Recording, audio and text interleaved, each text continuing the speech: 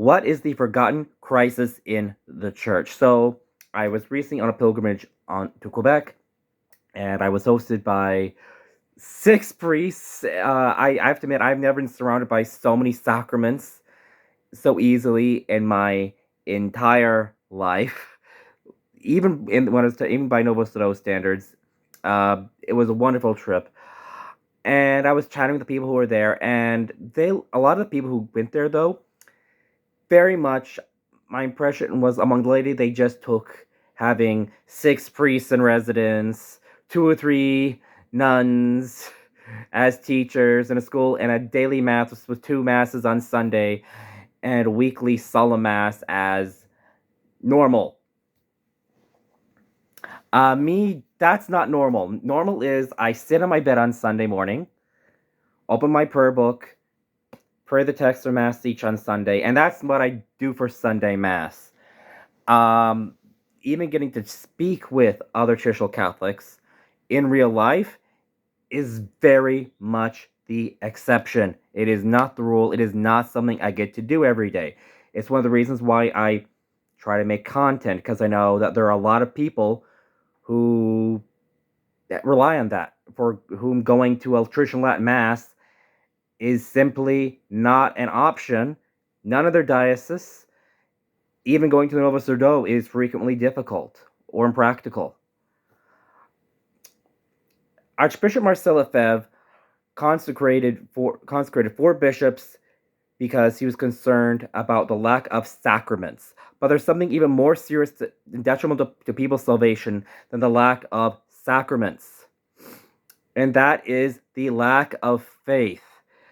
I bring this up because many traditional Catholics forget this, and there's a tendency among many traditional Catholics to just look inward, to look at the problems in the church, look at problems in ourselves and our own traditional Catholic communities and debates among traditional Catholics.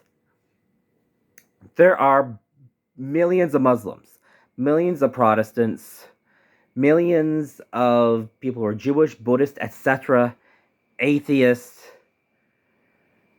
who do not believe in Catholic tradition at all.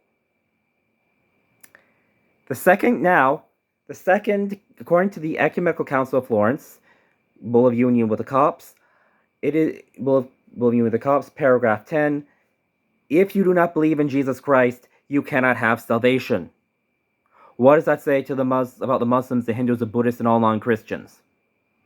If you do not, in paragraph 14 of the same document, it says that if you're outside of the Big C Catholic Church, and it specifies heretics and schismatics, and we know from other church documents that yes, that would apply to Greek Orthodox and Protestants, who will officially be condemned as schismatics and heretics by the Catholic Church. Where are they gonna go? What's their future? What's their salvation? There's a lot of stuff being done for a bunch, which I'm sorry, but I have to say this about the wider Catholic Nova Soto world. A lot is being done by traditional Catholics to reach out to a bunch of, my experience, whiny, complaining Nova Soto Catholics who are largely uninterested in embracing Catholic tradition in many cases. Yet, what is being done to reach out to the Protestants? What is done to reach out to these atheists by traditional Catholics? There's a lot of good apologetic material, a lot of good biblical material that's being made, but it's being made by Protestants. If traditional Catholicism, outside of which there's no salvation, and if you are a Catholic, you are obliged to believe that. That is, my apologies. That is what the Catholic Church has infallibly defined multiple times over. Why are we doing so little to try to save and help millions of people who have not actively and positively rejected church teaching? I remember speaking about this with a priest about how we shouldn't waste our time with the Novos Ordos. They don't want to come to the faith. They rejected it. He pointed out quite accurately that, we shouldn't neglect their salvation. We should care about their souls. I completely agree. My counterpoint was, yes, but we're doing it to such an extent. We're focusing so much on them that we are neglecting outreach to Protestants, to Muslims, and to people who are Jewish, atheists, Buddhists, etc. Nothing is being done to say, hey, we're the real Catholic faith, we're Catholic tradition. This is New Ageism, this is woke Catholicism, not the real deal. Come to us, get the true faith. No, very little is being done. Now, I know that the SSPX does a lot of great work, as I said before. Without them, we'd have diddly squat, honestly. So big shout out to All Priests Society of St. Pius X. That being said, I do have to push back against the idea that they are traditional Jesuits. They do the Ignatian retreats and Ignatian exercises. That is great. But by and large, you don't see SSPX priests being stationed in the middle of nowhere and actively thinking, okay, there's all these non-traditional Catholics in the area. How do we go to door, house to house, and convert them and win them to salvation? What's the local culture like? How do we work within the local culture to get these non-Catholics faithful tradition, be they Gnostic or Catholic, be they Muslim, Buddhist, Jewish, atheist, whatever, get them into Mass, get them to believe and accept the true faith and converted so they can save their souls. You don't see that a lot with traditional priests, by and large. Now, I'm saying this about traditional priests as a cohort. There are a lot of traditional priests who I've seen who've done just that, who've gone way out of their way. And I'm going to be honest with you, when I've seen it, I'm going to be honest with you, I think I noticed that there's that usual grin on their face that you usually don't normally see. Among most traditional Catholics, they seem to be filled with so much consolation. And I'm going to be honest with you, as someone who is isolated in the middle of nowhere, when I'm actually happiest is when I'm stuck in bed, snowbound, and I'm basically randomly messaging people on Facebook telling about the traditional Latin Mass, about the true traditional Catholic faith, be they Protestant, atheist, or whatever. And yeah, I know people have asked me, well, how many people does that get you? More than not doing it at all, and B, yeah, I've actually seen people who converted because I put myself out there, done things that most traditional Catholics will not try to do. Talking with Protestants, going away to interact with them, and telling them about the true faith. And every now and then you find a lapsed Catholic who doesn't know much about Catholic tradition, or even a Protestant, and they want to hear more. And they're homebound, and you think that they'll never come, they're just too isolated, and they do eventually. And those are the ones who usually convert, in my experience. We need traditional Jesuits. We have traditional Redemptorists. We have traditional Dominicans. But I'm hoping someone watches this and they become a priest, but not an SSPX priest. I hope they become an SSPX affiliated Jesuit. Like, yeah, I know people get rather obsessive about like following every position the Jesuits or this particular order did prior to Vatican II I think that's necessarily prudent or wise for any of the orders? No. Clearly, absolute obedience to the Pope in all situations does not line up with church history, Pope Honorius, and will be in today completely impractical and imprudent. But we do need that missionary tradition again, and we do need that tradition of a culture, to some degree of acculturation, willing to embrace things in the modern world. Traditional priests are doing that, who know how to do it, who become experts in it, and how to embrace local culture and channel it in a way so that you can use it to get people to embrace Catholic tradition and true faith, especially people who are not of a Catholic background of any sort, especially Protestants, especially atheists, especially people who are involved in witchcraft, who grew up and did not go to any church, never been baptized at all. Especially those people times 10. Because I'm going to be honest with you, where I live, that is the majority of the population. Hands down. Most of them do not. If you ask them what a Mass was, they would not know. The ignorance can run quite deep. I'll tell you a story, in fact, just how bad it's gotten. I remember running to a woman, telling her about my love of biblical archaeology at a local university. I was telling you about how I showed her some video footage on my phone of how they were uncovering Christ's tomb, and they were moving away the stone slab that had been over the ledge where Christ's body was laid for centuries.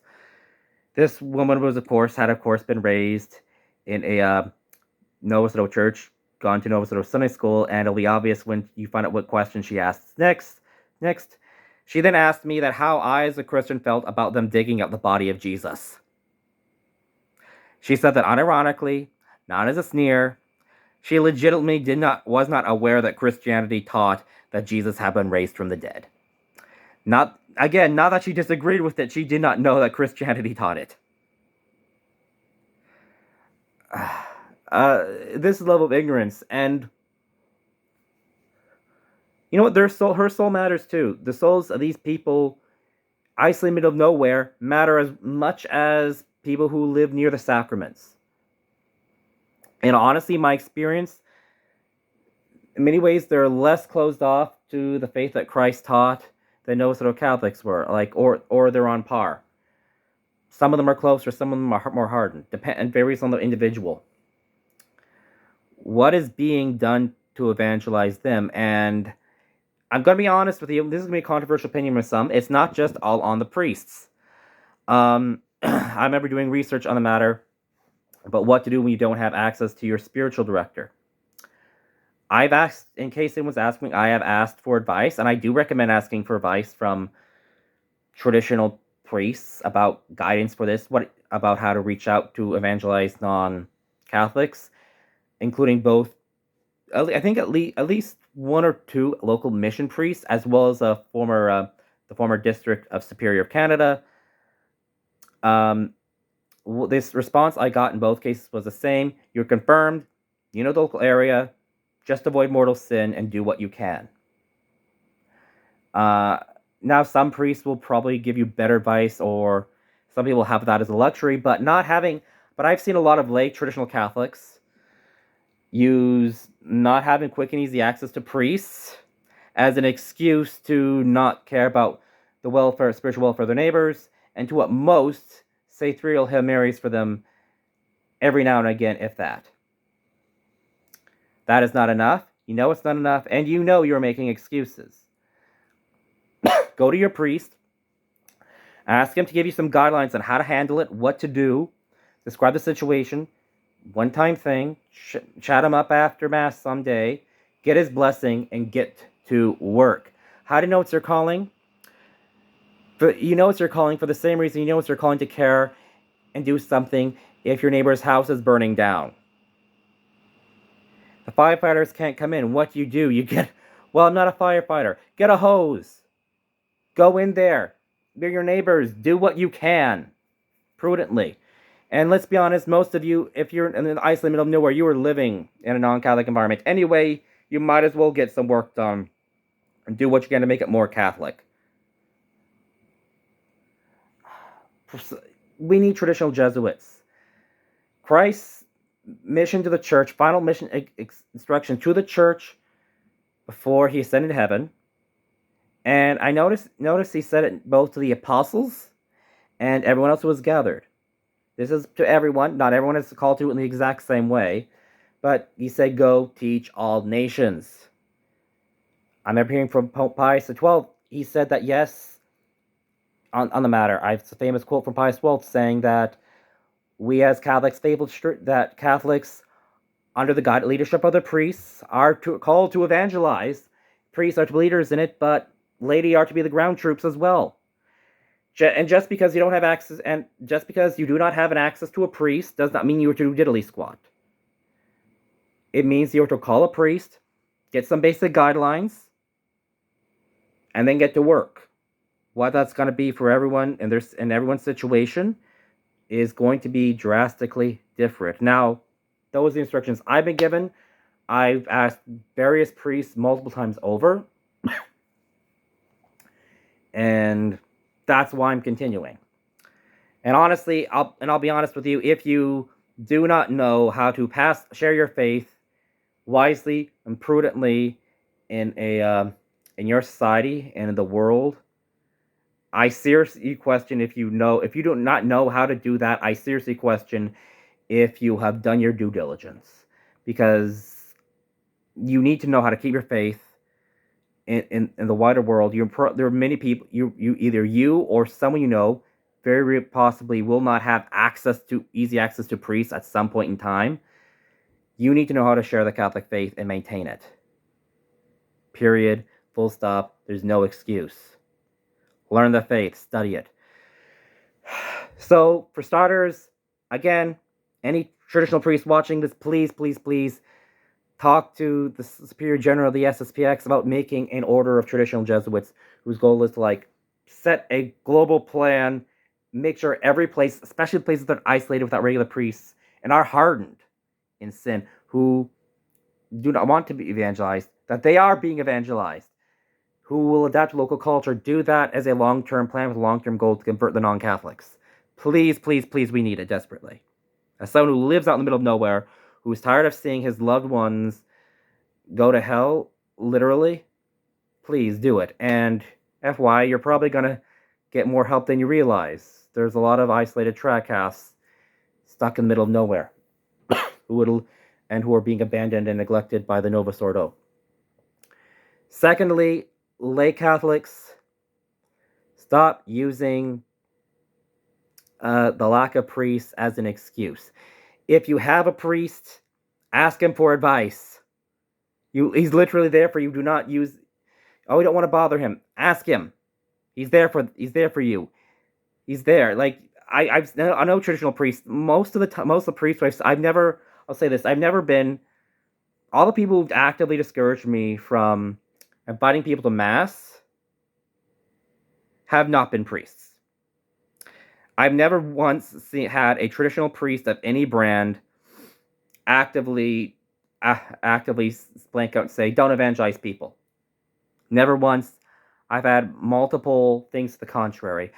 And I'm sure there are many traditional priests who, honestly, if they did want to be more involved, would probably enjoy it. But if you're isolated and don't have access to priests, ask for general guidelines. What should I do? How should I handle it? Okay, you've got the rules. Go do it. You know your culture. Get advice from the priest from some guidelines on how to work within divine law, what should and should not be on the table for you, what would probably work, who you're comfortable evangelizing.